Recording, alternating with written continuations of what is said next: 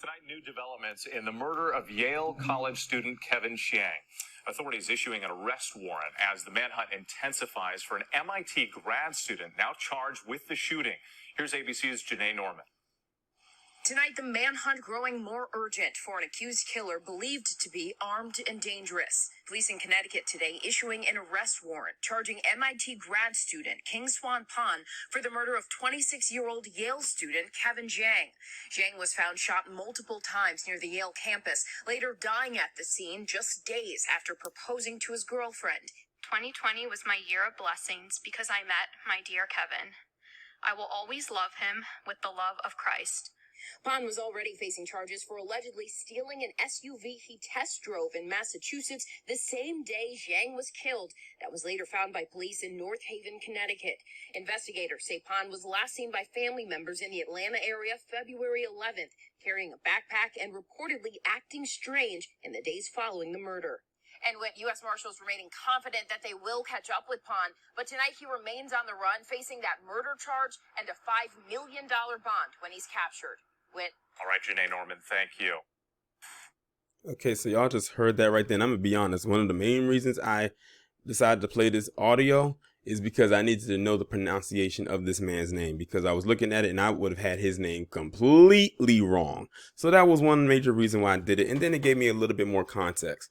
On my Twitter account today, because I'm recording this on February 27, 2021, I said that we as black people have to push back against mainstream media with this narrative that it's black people out here committing these crimes against Asians and everything like that. Now, I'm not going to sit here and say that there's not going to be some things where black people and an Asian person is going to come and cross paths and something could happen, but they're putting it out there in a way to make it seem like we're the only ones doing it when it's clearly not. Ours is actually more isolated compared to others. And that's just the facts. Now, I have done stories about these Asian parlors where they do the trafficking and all types of stuff. And now you have this story right here. Now, this is Asian on Asian crime, something that also doesn't get talked about enough.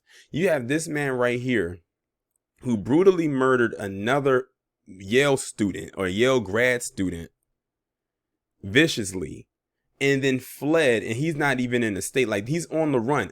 This article was posted 2 hours ago. And he's still on the run. This is the only image of him that they have. And they said that when he was around family, he was acting strange following the murder. This was before they found out, that he murdered anybody. So I want to know, is mainstream media going to talk about this? But see, the thing is, this is the thing about mainstream media you got to understand. They are hoping and banking because they put out this narrative that is black people that's doing all of this stuff to Asians and everything like that. And we are the face of anti-Asian racism and violence and whatnot, that if it's not us, they won't talk about it as much. And the way I found out about this was by just going onto my computer and the story was on the front screen. If that wasn't the case, I wouldn't have heard about it because I don't think they put it on TV. Then I had, one of my subscribers had asked me about it. They had left a comment in the comment section of one of my videos that I just did about with California and them approving a $1.4 million anti-Asian violence, discrimination, racism fund, or whatever it's called.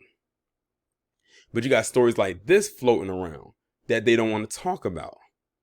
Because see, when it comes to proximity crime, it's only supposed to fall upon black people because black on black crime has a nicer ring to it than Asian on Asian crime or white on white crime or Latino on Latino crime and so on and so forth. Because that's what mainstream media has put out there as a narrative for so long, that when proximity crime, and that's what it's called, happens to everybody else, they'll properly label it proximity crime, or they won't talk about it at all. But let it be us. Oh, it'll be Chicago this, Baltimore that, inner city this, urban area that. All wrapped into the black on black crime bubble. And now you have this story right here, and they're barely going to talk about it. Well, I'm going to talk about it. Let's see what else the article is talking about here. It's not only that, he also stole a car. So this guy has murder charges coming his way, and grand theft auto charges coming his way, plus a lot of other things. They say they said when he's caught, he's going to get hit with a $5 million bond, which at 10% of course is $500,000.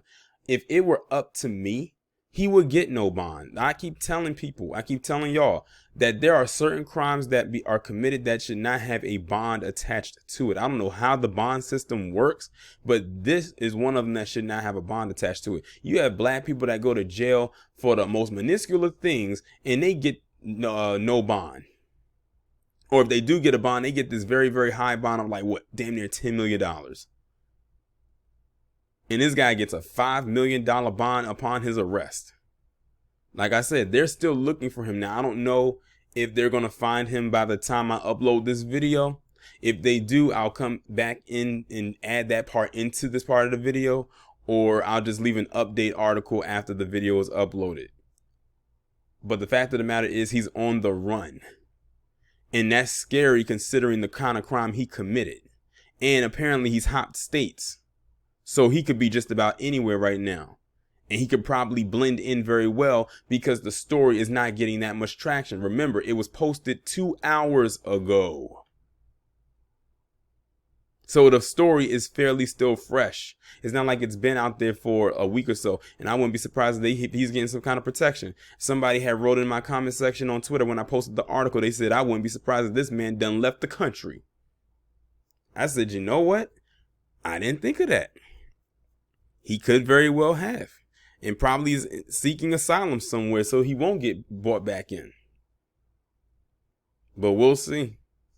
Y'all let me know what y'all think about this down in the comments. Like, share, subscribe if you haven't done so already. Make sure you text the number that's pinned down below so you can receive notifications every time I upload a new video.